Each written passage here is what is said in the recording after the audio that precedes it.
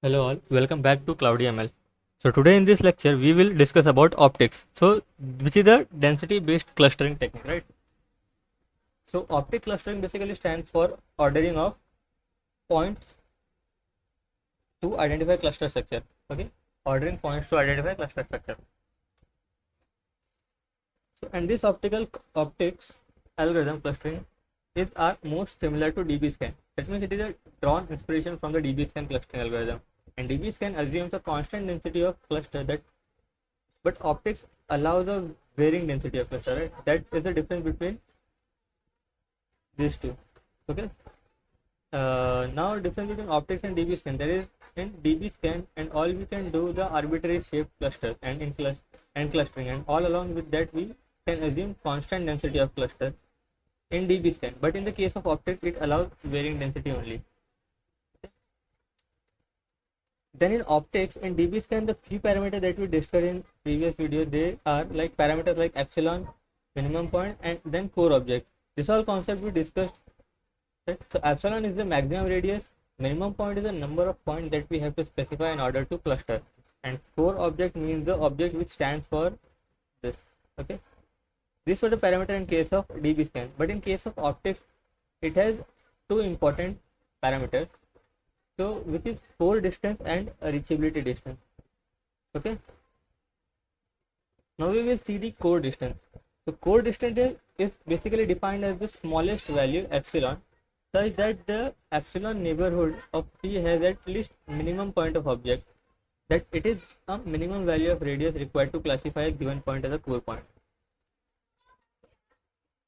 Now we will see an example, then you will be able to understand it more. So consider this point P here. The points are given as epsilon value 6 and minimum point is given as 5, and core distance is equals to 3.5 mm, 3 millimeter, sorry. So if we want to find the core distance of an object P, then P should be a what is the core object? Means core object is means it should be within the radius epsilon and should satisfy the minimum point criteria. Then only we will call it as that point as a core point. So see this P, okay, it is in that point is inside the epsilon value of 6. Now what is the minimum number of points? 5, 1, 2, 3, 4, 5. Yes, so 4 points are there, so it is a core object. Now P is a core point. Now we want to find the core distance, and so in order to find the core distance means the minimum radius value which should satisfy the minimum point criteria. Now epsilon value is 6, right?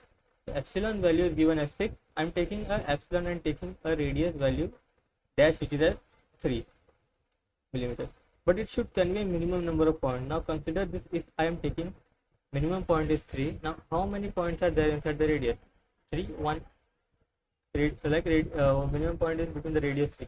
It is 1 and 2. Instead of 1, 2, 3, 4, 5, there are inside the radius there is 2 points, that is 3 and 5, right? So that distance is known as 3 and that distance is known as core distance. So how to define a core distance? It is nothing but the smallest value of epsilon. Yes, such that epsilon neighborhood of P has at least minimum point object. So that is the minimum value of epsilon, but it should always satisfy the minimum point criteria. Then only we will call that distance as core distance, if and only if that object should be a core distance.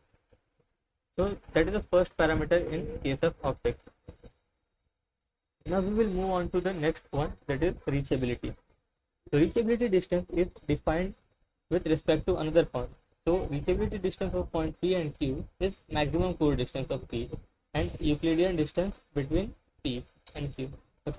So that means reachability distance between P and Q is a maximum core distance of P and Euclidean distance. Now see this, consider this example. So here epsilon value is given as 6 and minimum point is 5 and core distance is 3 millimeter, that we already discussed in the previous diagram. Now consider the point P. Now I want to find the reachability distance between P and Q. Okay, so in order to find the reachability distance, what we are doing is like I either should, it will be a core distance or Euclidean distance between P and Q. That is the definition for reachability distance. Okay, so here Q where the Q is standing outside the core distance, right? It is outside 3 millimeter. Where is the core distance? Core distance is only up to this, right? And Q outside of the core distance. So if I want to find out the reachability distance between P and Q, Q is standing outside the core distance, and core distance value, then we will take the Euclidean distance between P and Q, that is known as our reachability distance. So here reachability distance between P and Q is given as 7 millimeter, that is the Euclidean distance between the points P and Q. So what about the reachability distance of P and R? Now consider the reachability distance of P and R. P is here, R is here. Now this is P and R is like this. I want to find the reachability distance. So here it is given as reachability distance is 3 millimeter.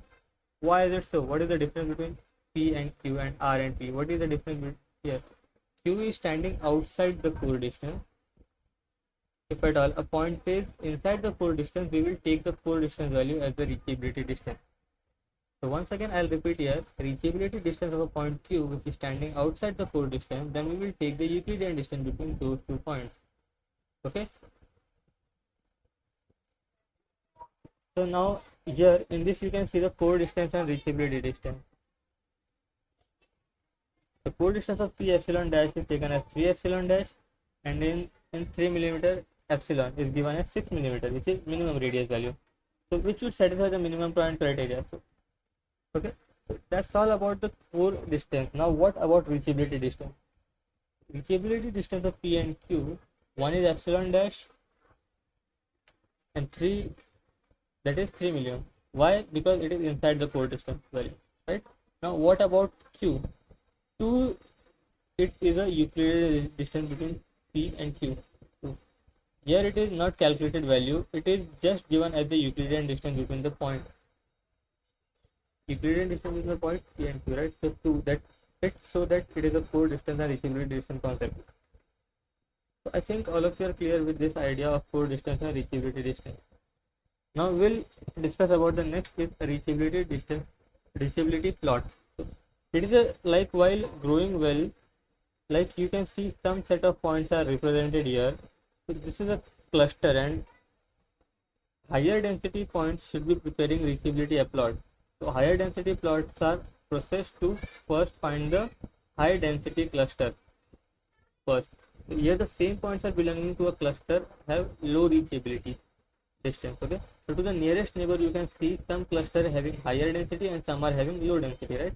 So here you can see this value is represented like the right so deeper. Okay, here you can see it is so deeper the value, right?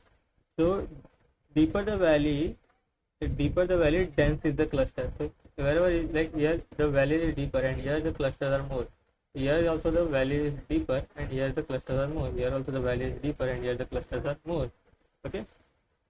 So we order them according to reachability. You can plot the clustering structure like you will get 3 Gaussian bumps. Okay. Like this only we will get 3 Gaussian bumps. This is 1, 2, 3. So that shows the highest clustering density. Like there. Okay. So this is the reachability plot. So in the case of optics, while doing the clustering, you will get a reachability plot like this. If the highest setting, if the more number of points are there, deeper the class. So deeper the valleys, here you can see the valley is deeper compared to this point, and all 3 clusters have more number of clustering points are there. So we can plot. So we will call deeper the valley, then the cluster is here. Also same thing here. Also, okay. Also same thing here and same thing here. So always remember that whenever this valley is deeper, more number of clusterings are found there. Just remember this. So now we will see the optic clustering versus DB-scan algorithm. The main one of the difference between them is memory cost optic. Like memory cost optic clustering technique require more memory as it maintain a priority queue to determine the next date upon which is closest to the line currently being processed. Okay. Next is fewer parameter optics clustering technique. So it does not need to maintain the epsilon parameter. It should maintain only core distance and reachability distance. And this technique does not segregate the given data into clusters. It merely produces reachability distance. Okay. So that is the difference between the optics and DB-scan.